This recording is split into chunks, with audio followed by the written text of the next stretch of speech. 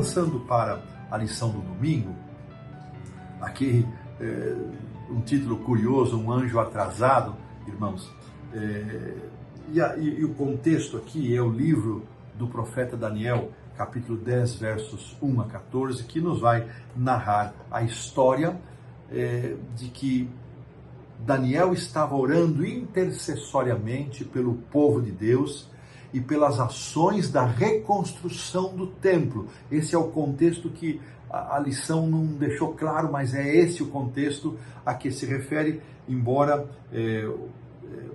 nós podemos ter percepção deste assunto no contexto.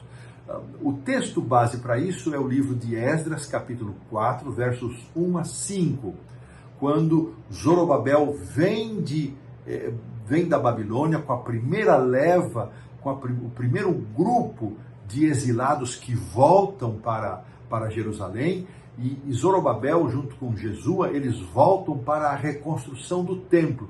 Ao chegarem em Jerusalém com cartas de Ciro, com autorização do imperador, do Império Persa dominante, para essa reconstrução, eles enfrentam oposição dos samaritanos, que sabemos era já na volta do exílio deles, era uma mistura tanto por pessoas que ficaram na terra e receberam povos de outras nações, como os judeus que foram para outras nações e se misturaram, e não houve só mistura de gente, houve mistura de religião também. E quando essas pessoas chegam a Jerusalém e oferecem ajuda para Zorobabel, Zorobabel rejeita e eles começam a enviar. Vou ler aqui o verso 5 do livro de Esdras, capítulo 4, se torna muito claro isso, diz assim: alugaram, vou ler o 4 também, Esdras 4, 4 e 5. Então as gentes da terra desanimaram o povo de Judá, inquietando-o no edificar, ou seja, eles começaram a perturbar o povo que estava reedificando o templo. E além disso, alugaram contra eles conselheiros para frustrarem o seu plano todos os dias de Ciro, rei da Pérsia, até o reinado de Dario, rei da Pérsia. Ou seja, eles foram até Ciro e começaram a alugar a cabeça dele para que ele mandasse parar a reconstrução. E acerca deste assunto, Daniel, aí vem o capítulo 10, Daniel jejua, ele se entristece, ele deixa de comer carne, de tomar vinho, ele perde a alegria, e ele está intercedendo com Deus a favor do seu povo, a favor da reconstrução do templo, enquanto estes alugados, aqui entre aspas, perturbavam a Ciro. E nesse momento, irmãos, Deus comissiona o anjo Gabriel. Tudo indica que é o anjo Gabriel para que positivamente, sem interferir no livre-arbítrio, sem usar força, ele convença a Ciro de manter o decreto.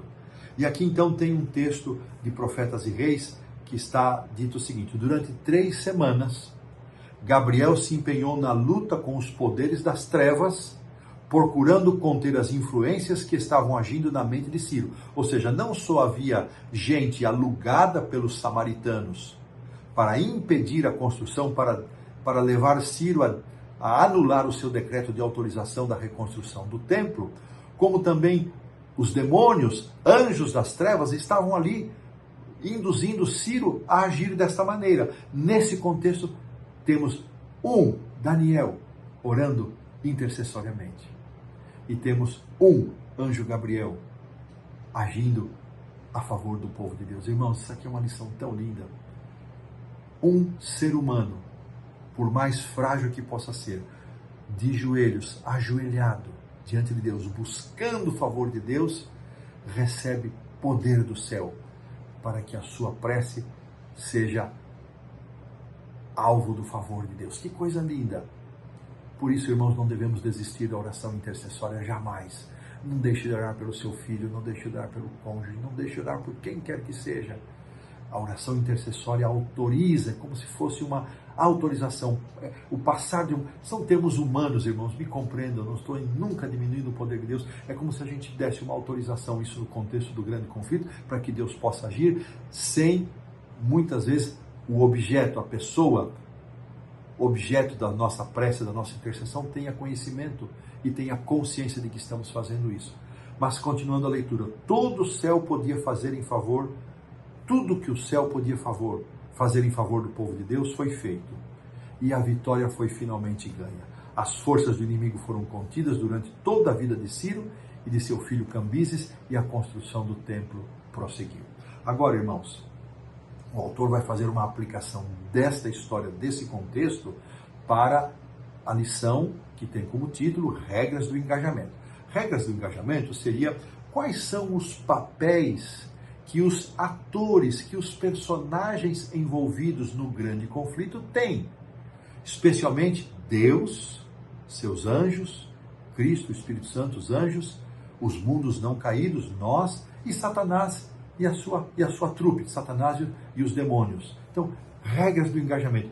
Há limites na atuação de cada um desses personagens. Essas são as regras do engajamento que o autor pretende esclarecer e discutir conosco nesta semana. Então, ele dá aqui o primeiro conceito, ele vai aumentando aqui domingo, segunda, terça, quarta, ele chega ao ápice do tema das regras do engajamento. Então ele começa aqui no domingo dizendo, para que o conflito cósmico possa acontecer, Deus não pode, não deve exercer todo o seu poder, porque se ele exercer todo o seu poder, ele aniquila o inimigo, irmãos. Aniquilaria esse mundo de pecado. O inimigo precisa receber algum tipo de liberdade que ele conquistou de forma ilegítima, de forma fraudulenta e mentirosa, mas a sua conquista, ao final das contas, é legítima, ela foi aceita. Mas o método foi ilegítimo, mas ela é uma conquista real. E esta liberdade e poder, eles não podem ser removidos arbitrariamente. Por isso, Deus não eliminou Satanás imediatamente. Mas eles são restringidos, há limites para essa atuação. Veja, irmãos, Deus não entregou o domínio do universo nas mãos de Satanás. Ele conquistou, por engano e mentira, o domínio dado aos nossos pais, Adão e Eva, mas esse domínio não é irrestrito, não é ilimitado. Há limites, e esses limites que nós não conhecemos, nós não sabemos onde estão as suas linhas, é que o autor chama de regras de engajamento. Esses detalhes, irmãos, não estão revelados. E há vários aspectos destas regras, destes papéis que cada um de nós exerce, especialmente Deus e os seus anjos, Satanás e seus anjos, que nós não sabemos, não conhecemos os detalhes, e um dos aspectos talvez mais desafiadores para nós seja a questão do tempo. Eu vou voltar a falar disso na quarta-feira. Estes parâmetros, estas linhas limitadoras que estão traçadas para esse conflito cósmico, são estas linhas limitadoras que o autor chama de regras de engajamento, que nós estaremos considerando no estudo desta lição, e iremos acrescentando histórias e fatos para que a nossa compreensão cresça. E desta maneira, pomos um ponto final na lição do domingo.